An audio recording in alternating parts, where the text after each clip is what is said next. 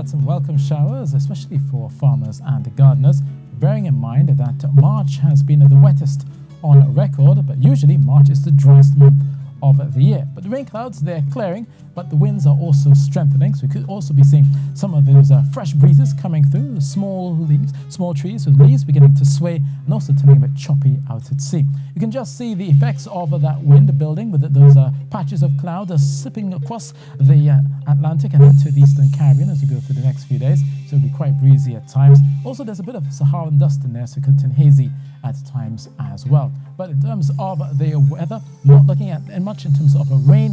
Basically, only a few brisk showers are possible, but that dry Saharan air should basically put a lid on any sort of rainfall as you go through the next few days. So across Tobago then, looking for just a couple of showers overnight, maybe just towards sunrise as well, but overall as you go through your day, looking at a lot of sunshine to come, if not a touch hazy at times, and also a bit breezy as you go through your afternoon and then into the evening. Similarly for Trinidad, most of the showers will be along the western areas, eventually clearing across the southwest as you go through your overnight into early morning.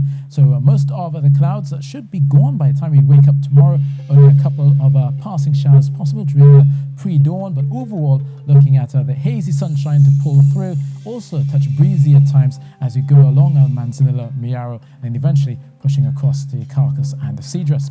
Temperature-wise, looking at a mild 23 degrees Celsius in Trinidad, under some of that cloudiness, 24 likely in Tobago, and tomorrow's highs of 31 to 32 degrees Celsius. Now, the rest of the week is set to be mostly settled. We lose the Saharan dust through Friday, so it'll just be unbridled sunshine from Saturday to Sunday, and the weekend will remain quite tranquil.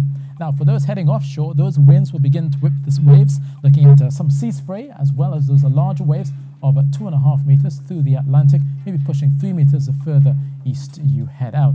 And there will be your high tide at 7 a.m. and your high tide again at 8 p.m.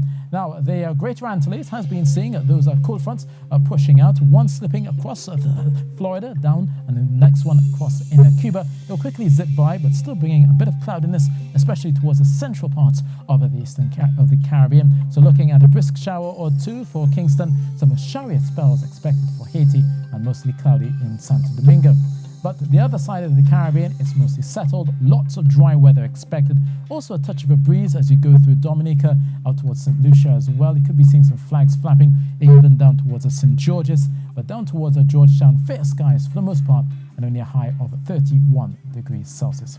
So that's your weather, and that's from me.